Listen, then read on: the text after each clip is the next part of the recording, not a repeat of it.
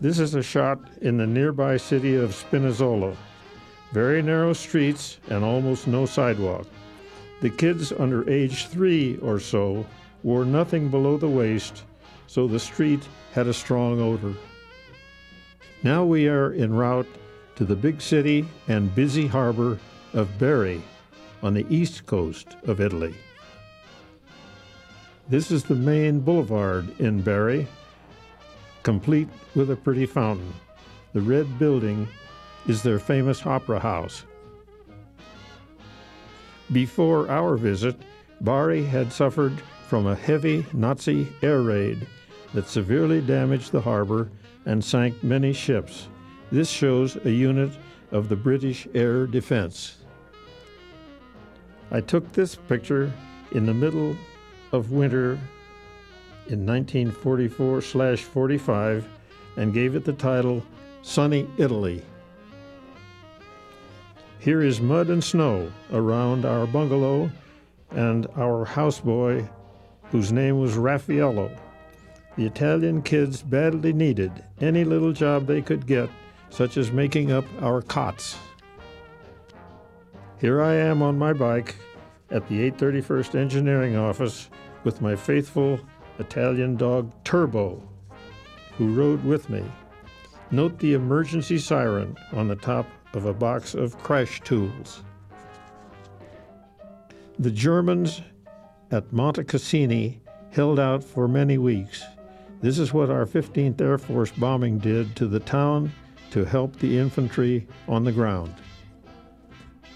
And here is all that was left of the embattled castle at the very top of the mountain.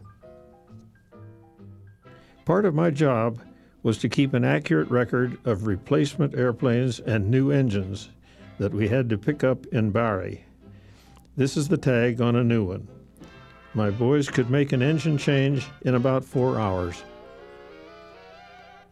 On most missions, the flak of shells exploding in the air was heavy, and the damage done was extensive. Here are 2 of my mechanics examining some of the damage done to number 409. On February 7th, 1945, my bomber Blue L, number 882, on her second mission, took a direct hit over Pola in northern Italy. All the men up front were knocked unconscious, and it went into a dive until the co-pilot woke up in the nick of time. The navigator, Lieutenant Donald Swenson, was killed instantly, and his body fell out of this big hole. The plane had to be scrapped. Here is a B-24 of another group, upside down, on fire, and losing a wing. Of the 10 men aboard, only 1 survived. Our top command wanted every man to get to visit Rome for 3 days. On my visit, I took this shot of St. Peter's Square and the Vatican. This is another shot taken from above just a few moments later. My ship with the name Tail Heavy flew on our group's very first mission and on the last one, on April 25th, 1945. This slide of me and Turbo was taken when Tail Heavy completed 100 missions. This is Tail Heavy again, with the 2 key men who kept her flying, Crew Chief Sergeant Houlihan and his assistant, whose name has been lost. Many of our flyers were awarded medals. This meant that the rest of us dressed up so that we could, quote, pass in review, unquote. Here are 3 men who have just received new medals. Captain Bob Brown is at the right. Here is Captain Bob Brown again with his flying crew, taken as the war in Europe was winding down. Our 485th Bomb Group flew on a total of 187 missions from May 10, 1944 to April 25, 1945. The war in Europe ended when the Germans surrendered on May the 7th. Now this is a poor photo. but an important one since it shows the very last dawn in Venosa. We are headed for home. Here is part of the gang headed for Naples. This is a beautiful view of the Naples harbor. Here's Brownie standing in front of the big Naples dorm where we waited for our ship to go home. This is the huge and fast USS West Point, ready to board us on May 15th, 1945. After 9 days at sea, under blackouts at night, because of the fact that no one was sure that the German submarine commanders had been notified that the war was over, we are now shown waiting to get off at Newport News, Virginia. The troop train is ready. Here are the boys getting off with their big duffel bags.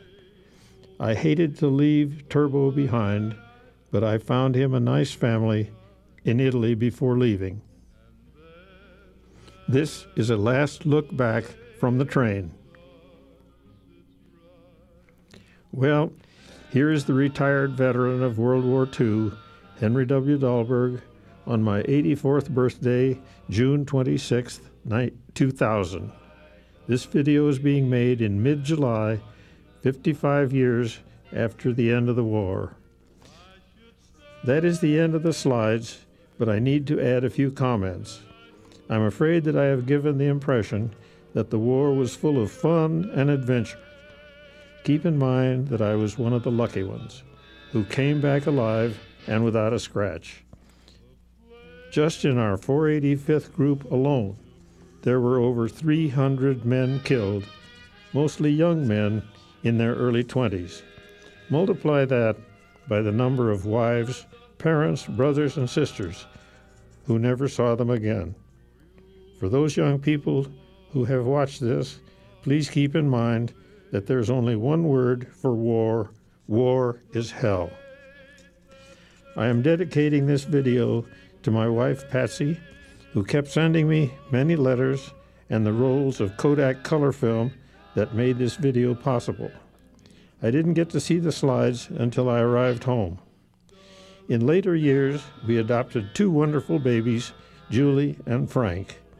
Sadly, in June of 1960, Patsy died of a progressive heart problem. She had followed me from base to base and was indeed a war veteran herself. And now I say in closing, we veterans, we're proud to serve our country. Please don't forget us.